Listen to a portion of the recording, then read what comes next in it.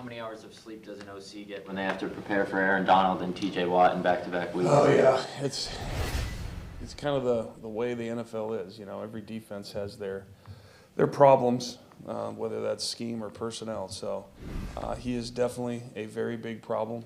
They have a few guys on their defensive line that are. So they're a very solid unit, and they play hard, and they do a really good job. Go ahead, Rob. Okay. I know the deep ball is going to be a lower percentage play inherently. Would you rather your quarterback throw it farther to the guy run under it, or underthrow it and make the guy come back? Is there any one that's better than the other, or are they both? It just depends on, you know, the coverage, the DB leverage, all that stuff. So it's kind of a read that the quarterback has. You know, obviously, if you got to step on a guy and you can throw it over their head and just let the receiver run under the ball, I think those, you know, are probably the easiest in terms of wide out, just running flat out and then getting under the ball and catching it. The ones where you're kind of back shouldering them, if you will, trying to find the hole, those are the ones you just got to make sure you're on the same page as far as, you know, where the DB is, wide out's running the route, DB's on top. Now he's looking for the back shoulder. So, yeah, just I would say I wouldn't either one, I guess, as long as you can complete it and be on the same page, you're good. Is it too simplistic to just say, try to tell Jordan, just throw it farther, because he's missed Jordan a bunch of them? Oh, yeah. No, I mean, he knows that. Like, certain ones you got to use Christian's strength, which is his speed. So just launch it and let him run under it, absolutely. With, you know, back in the day, you know, TJ probably lined up against the left tackle. That's just how it was back in the old days, not anymore. How has Zach handled those weekly challenges? I mean, he's faced a bunch of, like, crap. He's had a really good string of challenges, and I think he's done an awesome job. You know, he had a big challenge versus Max Crosby, and obviously this week with TJ Watt, but that's going to be a big one for him. And I've really just liked how he's handled himself. You know, a guy that prepares the right way every week, plays with the right attitude and the right mentality, and he's a pro. And you can kind of see him just keep getting better and better as the season goes on. So all these games are so useful for him, just in terms of, you know, building that confidence and just going out there and having the belief in yourself that you could play against anybody. So speaking of that preparation, I see him on his iPad when our locker room time is going on. And so today I went and asked him, are you watching TJ Watt? He's like, no, I'm watching myself from practice. And apparently he can't wait for the video to be uploaded. Yeah. Like, he's over there refreshing repeatedly until. Yeah. I know all your guys are conscientious, but do you give him a little grief about that? Like, he can't wait for the meeting? Or no, what do you make of it? I like it because I think in order to be a really good professional player, you have to be able, like, you can have the coach sit there and tell you what you're doing wrong and yell at you and try and get you to correct stuff. But if you can watch the film yourself and say, all right, this is what I need to work on, this is what I need to keep doing well, you know what I mean? If you can self-control that, those are the guys that I think are going to be the elite players. The guy that comes to mind, David Bakhtiari, is one of the most intellectual players I've ever been around, just with how his technique is, his opponent, and all that. And I think that's rubbed off on some of these guys as to just how in-depth you have to be to study yourself, so that, number one, you're putting yourself in the best position to be successful, and you're not allowing the opponent to be successful by messing up. You know what I mean, with some fundamental stuff. So, no, it's great. I love it. How do you go about figuring out if Ryan should be on the field or not? I mean, he only had 15 snaps the other day, but how do you decide that?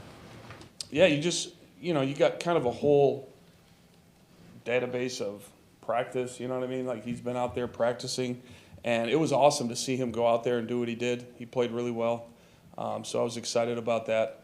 And, you know, that's a discussion we have every week, is who our best five are going to be, you know. So, obviously, he's made a case for himself to be in that discussion a little bit more. So that was really cool for him to go out there and do that.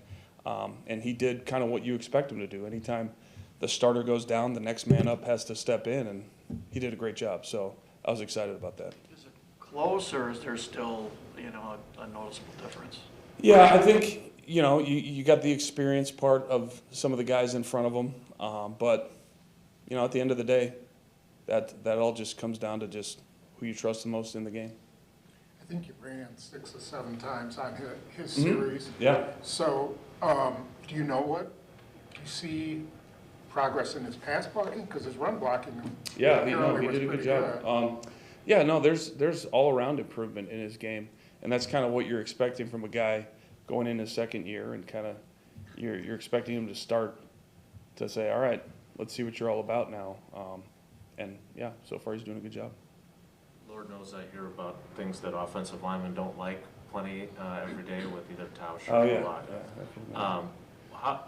How realistic is it, if you wanted to do some rotation stuff and work a guy in, not necessarily equally, but at least No, that comes up a lot, especially in the position we're in, where there isn't like a David Bakhtiari at left tackle. You got Rashid, you got Yash, you got Sean Ryan. You could throw him in the mix at guard. So there's a lot of different scenarios that you certainly could, mess around with as far as rotations and things like that. Yeah, those discussions have been had a lot. There's drawbacks to that too, right? Yeah, I think at this point, Elton's played next to Sheed and he's played next to Yash enough where it's not that big a deal if both those guys are rolling in there.